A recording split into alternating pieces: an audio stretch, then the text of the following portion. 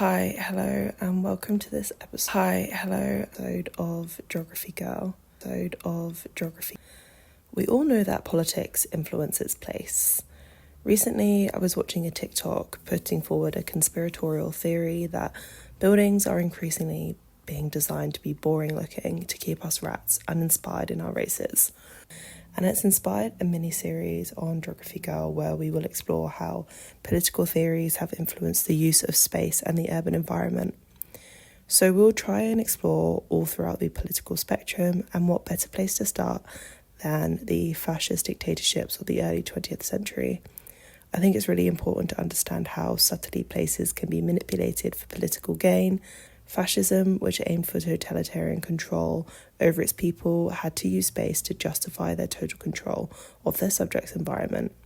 It's so interesting because it's full of contradiction and juxtaposition, with governments trying to unify its people whilst distinguishing between the us and thems of their regime, making big grand statement through impressive and leering buildings, mixed with buildings that were purely functional and austere looking.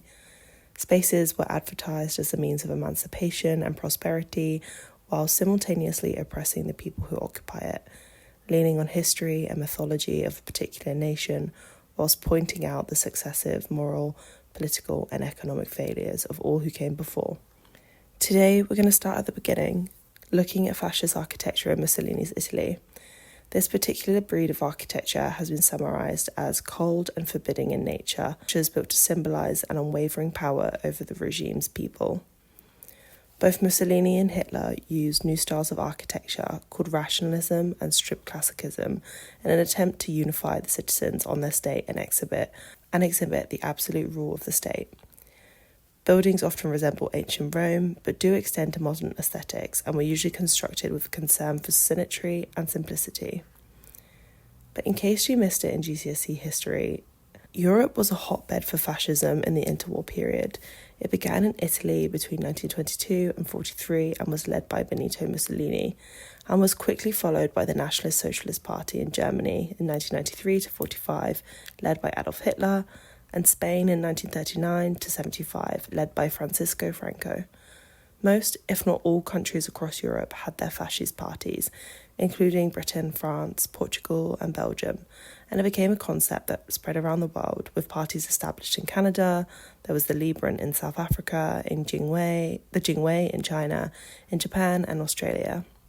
Why did fascism arise in this period, and why did it take off in some countries like Italy, Germany, Spain and Portugal, and remain peripheral in countries like England and France?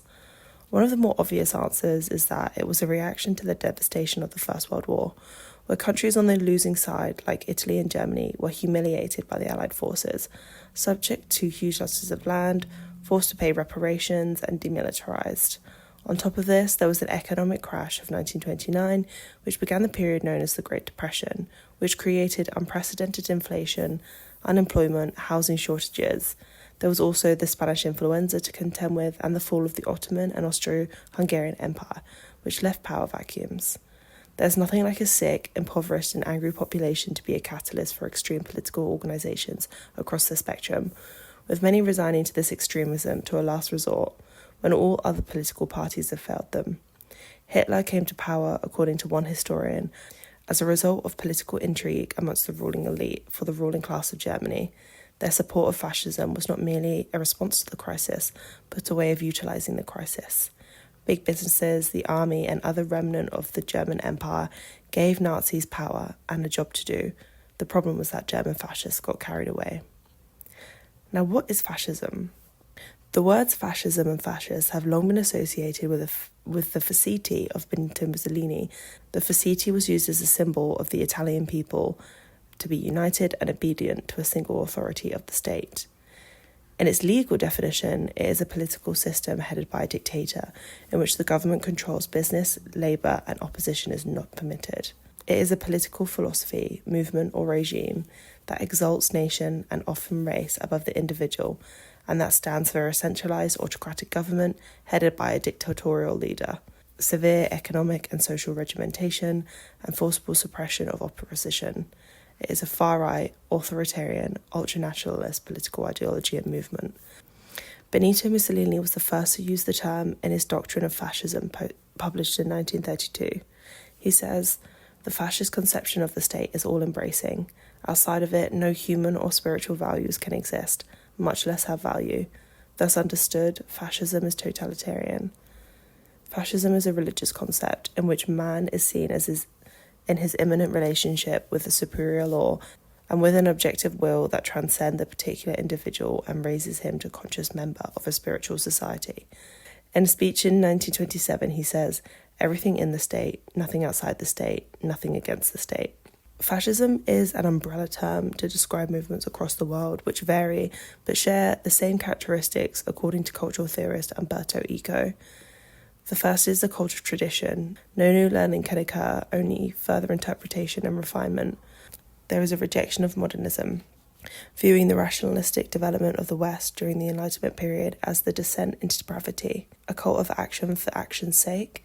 The action of value is in itself and should be taken without intellectual reflection, a disagreement of treason, a fear of difference, an appeal to a frustrated middle class, an obsession with a plot, a hyping up of an enemy threat. Enemies are seen at the same time too strong and too weak. There is also contempt for the weak, and selective populism. The people have a common will, distinct and superior to the viewpoint of any individual, and newspeak, impoverished vocabulary to limit critical reasoning. Now on to fascist architecture. Italian fascist style was quite eclectic. There was an evolution from Futurism and Rationalism, combined with Italy's perennial reverence for ancient Rome. Throughout the fascist era in Italy, architecture was used as a rhetorical device. It became the preferred vehicle for launching fascist propaganda. It portrayed the sublimity of imperial power. Mussolini launched a massive campaign from the outset of his claim to power, quickly building civic buildings throughout Italy. There was mass modernisation, the nationalisation of transport and communication networks, like railways and post offices. Italian rationalism was particularly popular under Mussolini. It was a new modernist style of architecture, building a vision of a united and fascist Italy. Architects used the style to imitate imperial Rome, bringing historical pride and nationalism to the Italian people. It flourished between the 1920s and 1940s and was embraced in 1926 by a group of architects known as the Gruppo 7.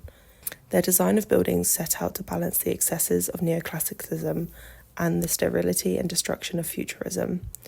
Whereas enormous structures of imperial Rome had ornate details and rounded edges, giving a Mediterranean warmth, fascist buildings were cold and forbidding. They called for sincerity, logic, and order in their buildings, with classical proportions. The Casa del Fascio, the house of the fascist party, captivated the Italian imagination the most. It was used as the headquarters of the fascist party, and versions are found across the country, usually situated in the centre of town, making a clear statement about the omnipresence and dominance of the Il Duce. The best example was built in Como in 1932 in front of the town's cathedral, public buildings, and was a site for mass fascist rallies. Its monumental austerity, abstract formalism, and frontal transparency made it the building most representative of both Italian fascism and modernism. It was designed by Giuseppe Taranghi, and there was a strong sense of weightlessness, control, and precision about the building's form that could be immediately revealed by light. The square plan building is a perfect prism and is divided into 4 stories.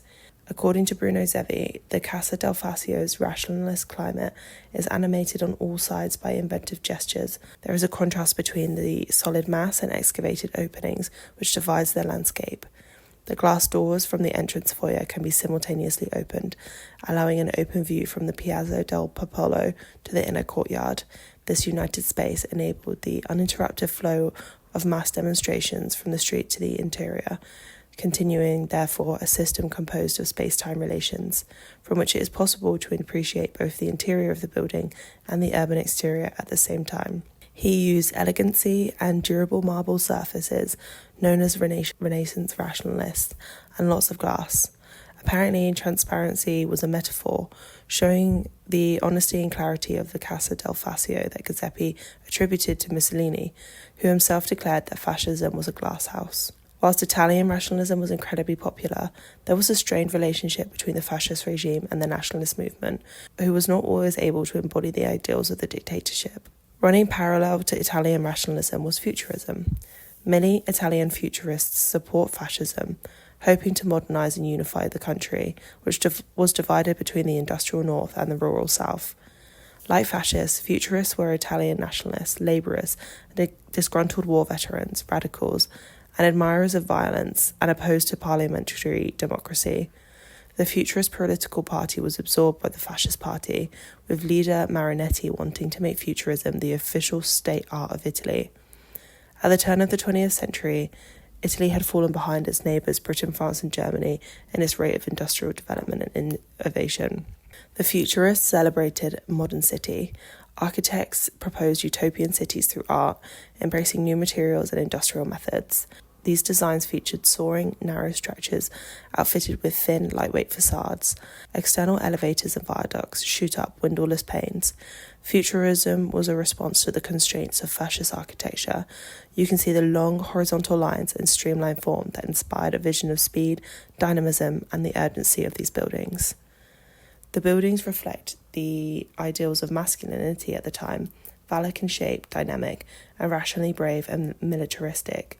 Lucia Reeves sees that the futuristic vision invokes a reduction of woman to a sexual object, with the machine being the ultimate fantasy rather than a woman, and that there appears to be an eroticizing of the machine and the mechanical. Mussolini saw himself, and wanted others to see him, as the embodiment of Roman emperor. He built large boulevards, creating direct, wide-reaching thoroughfare to glorify St. Peter's Colosseum. In celebration of the 2,000-year anniversary of the birth of the first Roman Emperor Augustus, Mussolini approved the restoration of the Mausoleum of Augustus, which provided invaluable opportunities for the symbolic interpretation between the Roman past and fascist present.